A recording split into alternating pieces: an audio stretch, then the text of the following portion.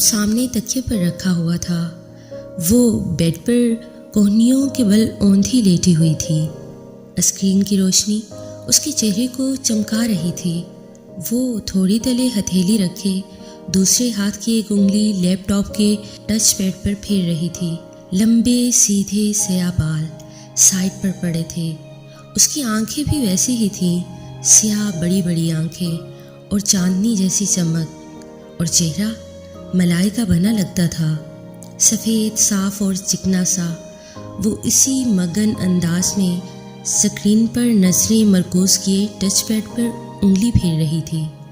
एक क्लिक के बाद कोई सफ़ा खुला तो उसकी मुतहर्रिक उंगली रुक गई। स्क्रीन पर जमी आंखों में ज़रा तफक्कुर उभरा और फिर बेचैनी। उसने जल्दी जल्दी 2-3 बटन दबाए। लोडिंग।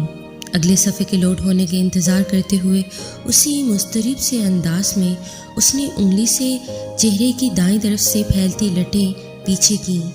चंद सेकंड में सफ़ा लोड हो गया। वो बेचैन होकर चेहरा स्क्रीन के करीब लाई तो उसके बालों की चंद लटें फिसलकर फिर से चेहरे के सामने आ गई। जैसे जैसे वो पढ़ती गई उसकी आंखें हैरत से फैलती गईं, लब ज़रा से खुल गए और पूरा वजूद बेयकीनी में डूब गया। ढेर सारे लम्हे लगे थे उसको खुद को यकीन दिलाने में कि जो वो पढ़ रही थी वो बिल्कुल सच था। और जैसे ही उसके जहन ने यकीन की धरती को छुआ, वो एक झटके से उठ बैठी। उसका फ़ोन साइड टेबल पर रखा था। उसने हाथ बढ़ाकर सेल उठाया और जल्दी जल्दी कोई नंबर डायल किया। रात की मुकद्दस खामोशी। कह रही हूँ ज़ारा, अभी 15 मिनट पहले मुझे यूनिवर्सिटी की मेल मिली है। और साथ ही लैपटॉप का रुख अपनी तरफ मोड़कर दोबारा गौर से स्क्रीन को देखा जहाँ 15 मिनट पहले ही सिलेक्शन मेल आई थी। तुम भी फ़ौरन चेक करो, तुमने भी तो अप्लाई किया था ना, तुम्हें भी मेल आई होगी। वो फ़ोन एक हाथ में पकड़कर दूसरे हाथ से लैपटॉप ऑफ कर रही थी। लैपटॉप की स्क्रीन पर अंधेरा हुआ तो उसने हाथ बढ़ाकर स्क्रीन को बंद किया और साइड टेबल पर रख दिया। मैंने स्पांजी को नेट पर देखा है, बहुत ही खूबसूरत यूनिवर्सिटी है, मगर वो थोड़ी देर को खामोश हो गई।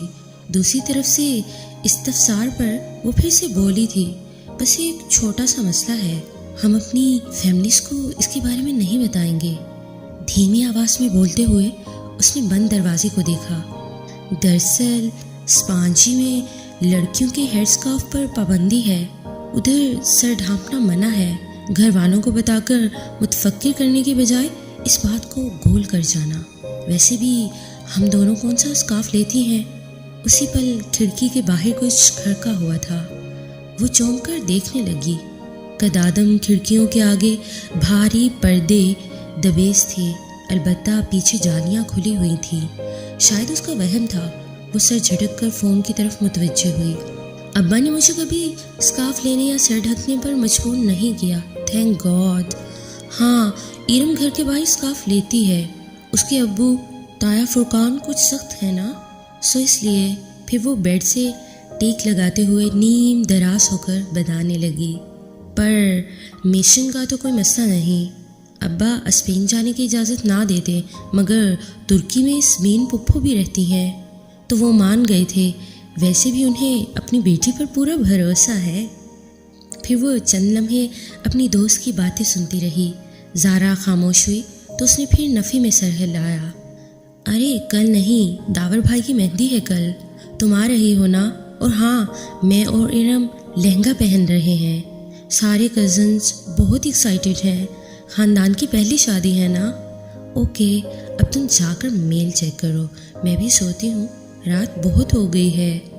अलविदाई कलमात बोलने के बाद उसने फ़ोन तकिए पर उछाल दिया। फिर बाहर जाने के लिए उठ खड़ी हुई। बाहर लाउंज खामोशी में डूबा था। हया ने आहिस्ता से अपने कमरे का दरवाज़ा बंद किया। नंगे पांव धीरे धीरे चलती लाउंज से किचन में आई। स्याह कमीज़ और खुले ट्राउज़र में उसका कद और भी दराज लग रहा था। किचन में अंधेरा फैला हुआ था। वो दरवाजे पर रुकी और हाथ बढ़ाकर किचन की लाइट जलाई। सारी बत्तियां जल गईं। उसने आगे बढ़कर फ्रिज का दरवाज़ा खोला और पानी की बोतल निकालने को झुकी। झुकने से बाल फिसलकर सामने आ गए थे। हया ने نرمی سے ان کو پیچھے ہٹایا اور پانی کی بوتل لے کر سیدھی ہوئی۔ کاؤنٹر پر رکھے ریک سے گلاس اٹھایا اور پانی گلاس میں اندھیلنے لگی۔ تبھی اس کی نگاہ اچانک کاؤنٹر پر رکھی ایک سفید چیز پر پڑی۔ وہ جیسے چونک اٹھی، بوتل وہیں رکھ کر آگے آئی۔ وہ سفید ادکھلے گلابوں کا بوکے تھا، ساتھ ایک سفید لفافہ بھی تھا۔ حیا نے گلدستہ اٹھایا اور دھیرے سے پاس لا کر آنکھیں موندے اس کو سونگھا۔ دل فریب تازگی بھری مہک اس میں اتر گئی تھی۔ پھول بالکل تازہ تھے، جیسے ابھی ابھی توڑے گئے ہوں۔ جانے کون یہاں رکھ گیا ہے؟ اس نے بند لفافہ اٹھایا اور پلٹ کر دیکھا۔ اس کے پتے والی جگہ پر حیا سلمان لکھا ہوا تھا۔ بھیجنے والے کا کوئی پتہ نہیں لکھا تھا، بس کوریئر کی ٹک لگی ہوئی تھی اور ٹک پر ایک روز قبل کی تاریخ لکھی ہوئی تھی۔ اس کو تو کبھی کسی نے یوں پھول نہیں بھیجے۔ یہ کیا معاملہ تھا؟ الجھتے ہوئے حیا نے لفافہ چاک کیا۔ اس میں ایک موٹا کاغذ تھا۔ اس نے دونوں انگلیاں ڈال کر کاغذ باہر نکالا۔ سفید کاغذ بالکل صاف تھا، نہ کوئی لکیر نہ ہی ڈیزائن، بس اس کے وسط میں 2 لفظ لکھے ہوئے تھے، ویلکم ٹو سوانجی۔ وہ سناٹے میں رہ گئی تھی۔